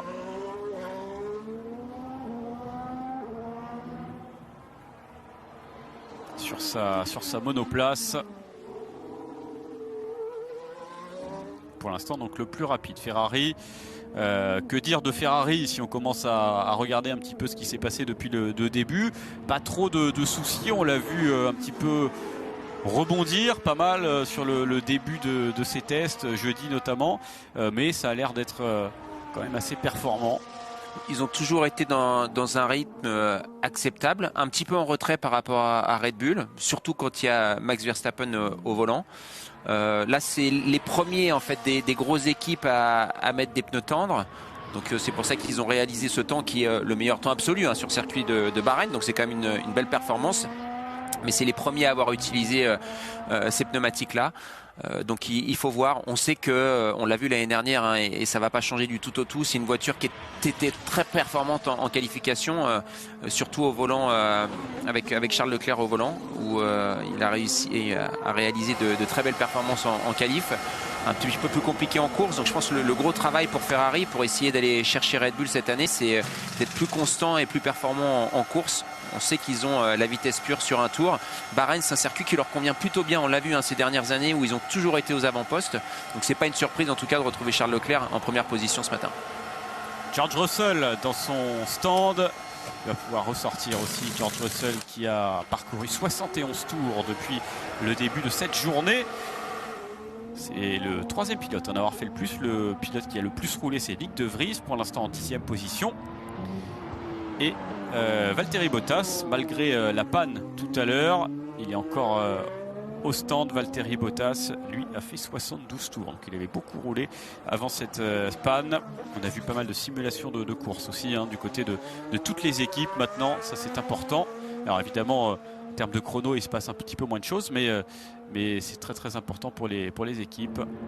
Oui, mais là on a Pérez qui est en simulation avec ses pneus médiums. Juste avant, on avait Charles Leclerc qui lui, là, était en pneus soft, mais il est quand même sur des longs tours. Alors je vous disais tout à l'heure, il roulait avec des pneus médiums, il était dans des 1,39, 1,40 au maximum, mais dans cette seconde-là, là il a commencé son relais avec les pneus soft en 1,38,2. Le dernier tour, il était en 1,38,7. Le tour à l'instant qu'il vient de réaliser, c'est 1,38,8. Donc voilà, un peu plus performant, mais par contre, ça risque de dégrader plus rapidement que ce qui existait avec les médiums. Et on va voir là le premier tour de Pérez avec ses pneus médiums sont en 1,36,0. Maintenant, on va voir la dégradation. S'il part sur plusieurs tours, on pourra en parler un petit peu. Sergio Pérez qui vient de sortir pour un nouveau relais pour le pilote mexicain. Et on revoit, on est en caméra embarquée dans la Red Bull.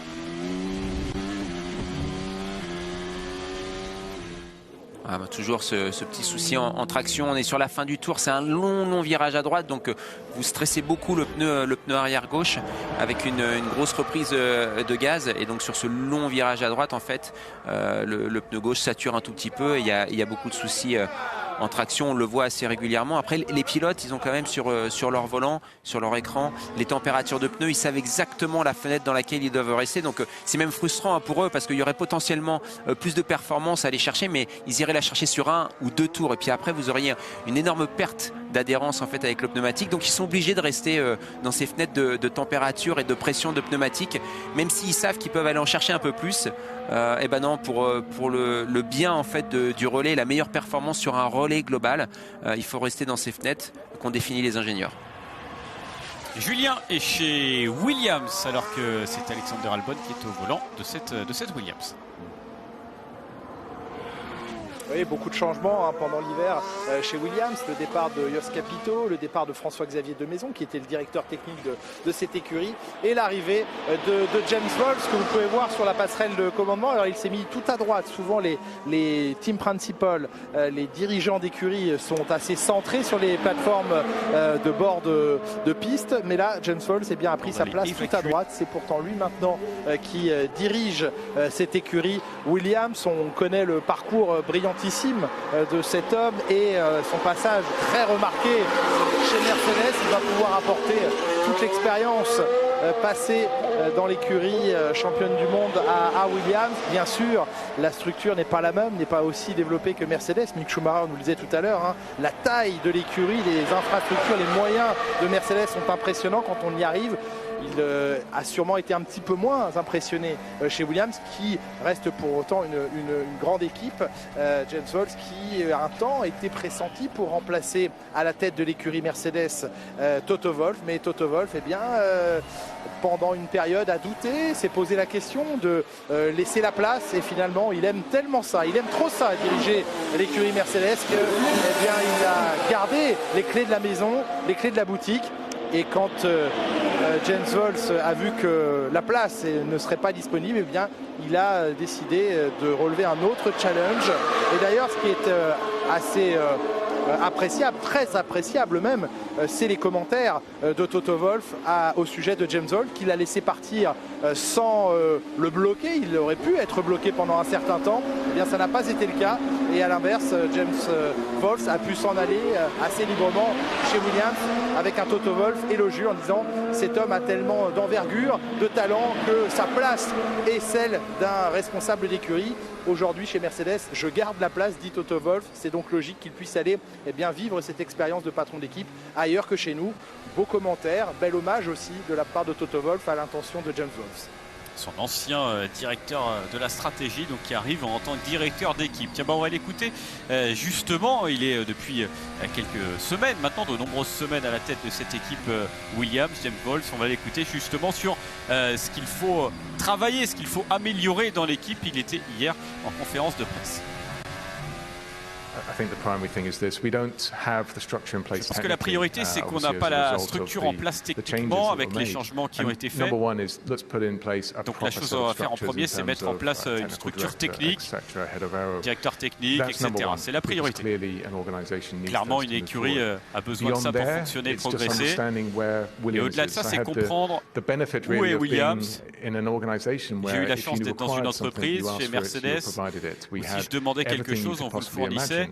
Et c'est sur tout ce que vous pouvez imaginer. Et c'est un début contrasté chez Williams, spécifiquement maintenant avec le plafond budgétaire, puisque c'est difficile de demander et de payer tout ce qu'on a besoin. C'est vrai que ça, toutes les équipes doivent tenir compte de cela. On a vu que l'année dernière, 2 avaient été sanctionnés, Aston Martin et Red Bull, et même les plus petites équipes doivent faire attention à leurs dépenses. On l'a vu avec As aussi tout à l'heure, parce que Julien nous montrait ce poste de commandement qui a été réduit de moitié. Et donc pour James Vowles, c'est un peu les mêmes choses à prendre en compte. Non, en effet, c'est important et c'est une bonne chose pour la F1. C'est une volonté de la FIA d'essayer de gérer et de limiter les excès. Donc ça c'est important. Maintenant pour certaines équipes il est difficile d'atteindre ce cost cap, donc ça veut dire qu'il y a toujours certaines différences. Pour les autres il est difficile de le respecter. On l'a vu avec Red Bull récemment, donc c'est hyper important d'optimiser et de trouver des solutions. Et puis après on sait aussi que en fonction de vos résultats des années précédentes, vous avez plus ou moins le droit de faire du développement en aéro.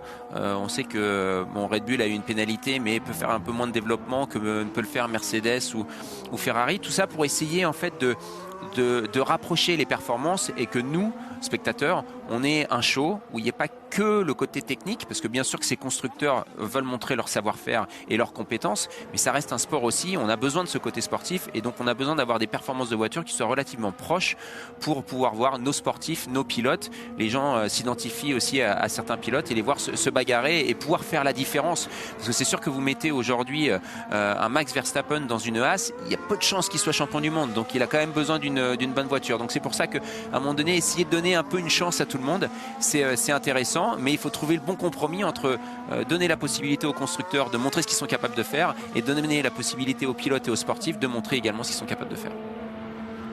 Pierre Gasly compte bien montrer ce qu'il est capable de faire avec Alpine cette saison, lui qui arrive de chez AlphaTauri dans cette équipe. On en parlait tout à l'heure avec Amandine Moret, mais Julien Febvre dans cette équipe française, cette équipe de France comme on l'appelle désormais. Et Pierre Gasly pour l'instant a le 5e temps. On avait peu roulé hier, je crois que c'est l'équipe qui a le moins roulé hier, l'écurie Alpine avec Alan Permine.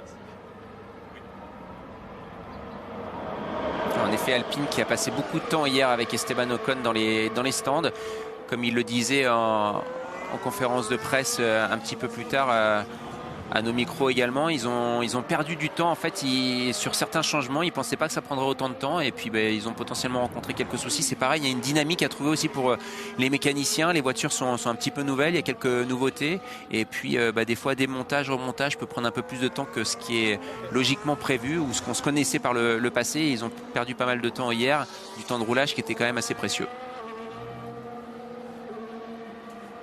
Loïc, Antoine, une petite information en provenance d'Alfa Romeo Sauber, suspicion autour du moteur, du power unit, donc de l'unité de puissance, mais pas encore véritablement trouvé la source exacte du problème. Ce qui va donc se passer chez Alfa Romeo, eh bien c'est tout simplement le retrait de cet ensemble power unit, de cette unité de puissance, pour une analyse plus approfondie.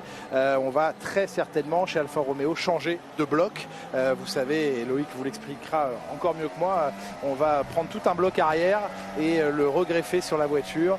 L'analyse sera effectuée un petit peu plus tard pour ce qui est du moteur défectueux et ça permettra surtout de limiter la perte de temps et de renvoyer cet après-midi en piste cette voiture. Très bien, merci Julien. Bon, c'est un peu le feeling qu'on avait sur ce souci moteur. Alors, le vrai inconvénient en fait pour Alfa Romeo, c'est bien sûr un peu moins de roulage et surtout vous pouvez bien imaginer qu'ils sont tous sans exception en flux tendu en termes de pièces, en termes de matériel avant ce début de saison, parce que on essaie de pousser au maximum le développement des voitures et puis à un moment donné quand c'est la deadline, qu'on n'a plus de temps et que là il faut produire, on produit et donc du coup aujourd'hui on est encore en phase de production, il y a très peu de pièces et du coup devoir changer un moteur ça peut être potentiellement problématique dans ce début de saison parce que on est limité en termes de pièces et on arrive au premier Grand Prix. Valtteri Bottas aura l'occasion de rouler cet après-midi. En principe, c'est lui qui est prévu pour toute la journée après Guan Yu Zhou hier, le pilote chinois toute la journée. Tiens, un rendez-vous à ne pas manquer, ce sera lundi aussi sur la plateforme Twitch à 19h. On reviendra sur ces essais, on parlera surtout de la saison de Formule 1 qui va s'ouvrir avec Pauline Sanzet, Margot Leffitte, Jean-Louis Moncet et d'autres en plateau, donc sur Twitch. Et c'est vous, chers abonnés, qui choisissez les thèmes. Rendez-vous dès la fin de ces essais. La fin de ces essais, ce sera ce soir, hein, après 17h30, pour choisir les thèmes qui seront abordés lundi à 19h. Donc soyez au rendez-vous pour choisir de quoi on va parler. Sergio Pérez, lui, est concentré sur ce qu'il va voir en piste pour les 17 dernières minutes. Alors en fait, il va en rester assez peu des minutes parce que très probablement qu'il va se passer comme depuis le début de ces essais. Les 15 dernières minutes seront là aussi pour regarder si toutes les procédures fonctionnent bien, de drapeau jaune, de drapeau rouge, de virtual safety car, peut-être de procédure de départ. On a vu qu'hier ça avait été un petit peu chaotique le matin. Donc là il reste peu de temps en piste pour toutes ces équipes. Oui, alors en règle générale, même si on est en séance d'essai, vous avez quand même un petit briefing de la direction de course, que ce soit pour les patrons d'équipe ou les directeurs techniques. Et puis vous avez un briefing pour les pilotes en leur expliquant, ben voilà, écoutez, vous avez le droit à ci, vous avez le droit à ça, respect des track limites, par exemple, des limites de la piste. Et puis s'il y a un drapeau jaune, voilà la procédure à suivre. Drapeau rouge, voilà la procédure à suivre. Donc ça, c'est important d'avoir ces briefings. Et puis pour tous les ingénieurs, en tout ce qui est software, on parlait des virtual safety cars, on parlait des drapeaux rouges, c'est important parce qu'il y a des manipulations à effectuer de la part des pilotes. On peut perdre ou gagner potentiellement du temps sous virtual safety car. Il faut essayer d'optimiser tout ça sur un circuit qui n'est pas forcément simple parce qu'il y a beaucoup de changements d'élévation, ça descend, ça monte. Donc voilà, il y a toujours un petit peu de réglage, c'est un début de saison, il faut essayer de planifier un petit peu tout ça. Et puis il y a aussi l'information de la direction de course au pilote, s'assurer que le pilote a bien l'information dans sa voiture, que les petits écrans ou les LED qui sont prévus à cet effet fonctionnent bien dans la voiture et qui sont capables de lire cette information. Puis après il y a le départ aussi, cette procédure de départ. Donc comme vous le disiez, hein, hier on a été un petit peu surpris. La procédure de départ, la première en fait était annulée en règle générale. Donc il devait repartir de nouveau. Donc ce sont des feux différents. Il devait repartir de nouveau pour un tour de formation. Et là on avait le deuxième départ avec les feux classiques. Vous avez ces 5 feux rouges qui s'allument et ensuite qui s'éteignent pour donner le départ. Et puis là certains pilotes, les pilotes de la première ligne sont partis à l'extinction des feux. La deuxième ligne, ils n'ont pas bougé. Et la troisième ligne, ils sont partis. Donc du coup c'était potentiellement un petit peu chaud. Il n'y a pas eu de soucis de contact, mais on va voir s'ils font également cette procédure aujourd'hui et s'ils le font, de quelle manière ça se passe.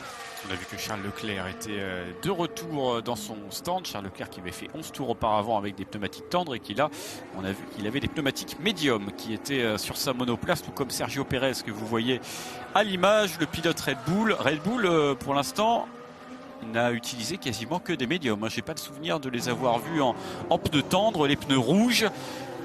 Contrairement à la plupart des autres équipes qui ont fait au moins quelques tours en pneus tendres. Ça n'a pas été le cas de Red Bull. Alors que là on voit un ralenti sur la Mercedes avec voilà cette peinture hein, que vous voyez, on en parlait hier.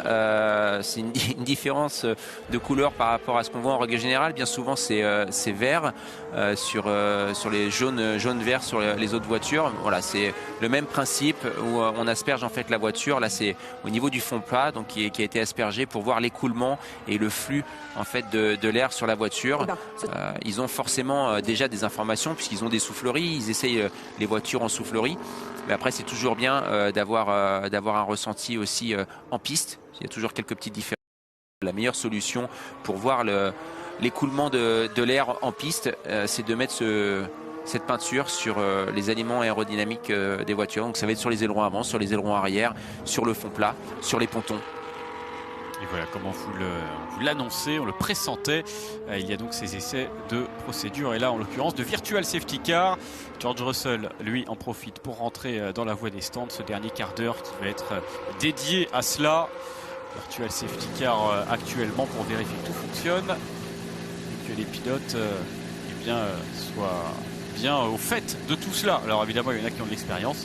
C'est pas le cas par exemple de Felipe Drugovich, mais qui est dans la voie des stands, de Nick de Vries, même s'il avait fait un Grand Prix à Monza, et il repart. George Russell, Voilà, c'est simplement un passage dans la voie des stands, peut-être pour voir si il y a une oscillation au niveau de la performance. Vous voyez, il était à 80 km/h, donc c'est la vitesse limite, et s'assurer que voilà, au niveau software, on arrive bien à être calé à 80 km/h, qu'on n'est pas à 79, 81. Simplement travailler là-dessus. Filipe Drugovich. Lui est arrêté devant son stand, le jeune pilote brésilien. C'est Fernando Alonso qui sera en piste pour Aston Martin cet après-midi pour terminer ses essais. Et là, on revoit la manœuvre de Nyck de Vries.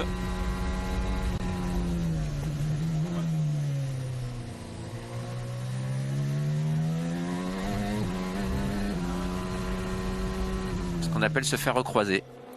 Voilà, clairement, il est à l'intérieur. Pérez ne voulait pas forcément le laisser passer. Et puis vous allez voir qu'il va avoir une meilleure vitesse mini au milieu du virage. Pérez, et un meilleur angle pour l'accélération. Il va pouvoir recroiser l'AlphaTauri.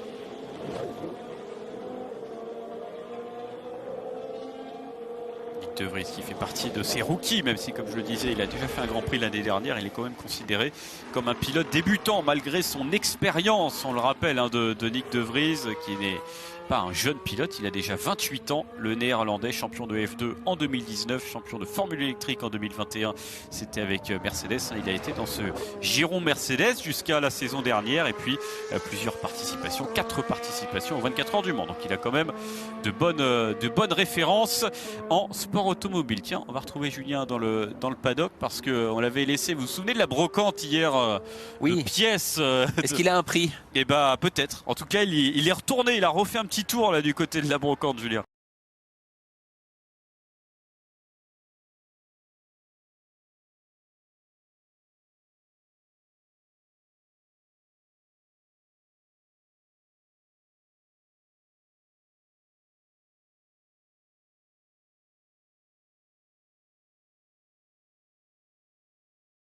D'entraînement de Pierre Gasly sur la grille de départ. Vous savez, quand son physio... Pourquoi il y a un red flag là, mais est-ce que nous, on est capable, simples mortels que nous sommes, sommes-nous capables d'y arriver? Alors j'ai demandé à James, qui est ici, James est l'attaché de presse du team Alpine, de bien vouloir me faire cette routine. Donc on va la tester avec vous en direct. Bonjour James, ça va bien? Pas mal, et toi? Et il parle bien français, hein. Il a beaucoup progressé. So James, alors, il faut 2 balles, ça c'est facile jusqu'ici. Je vais faire un truc que les puristes de F1 vont me reprocher toute ma vie, c'est que d'une pièce de Formule 1 plus un écrou de Formule 1, je vais faire un pose micro, enfin voilà, un pied de micro. Voilà, nous avons un pied de micro. James, you can come here. Et on va voir si je suis bon. Si j'ai des... So, my hand here. Yeah, and then you can. Okay, let's try. Go a bit higher, it'll be a bit easier. Yeah. S'amuse bien, Julien Febvre. Ready?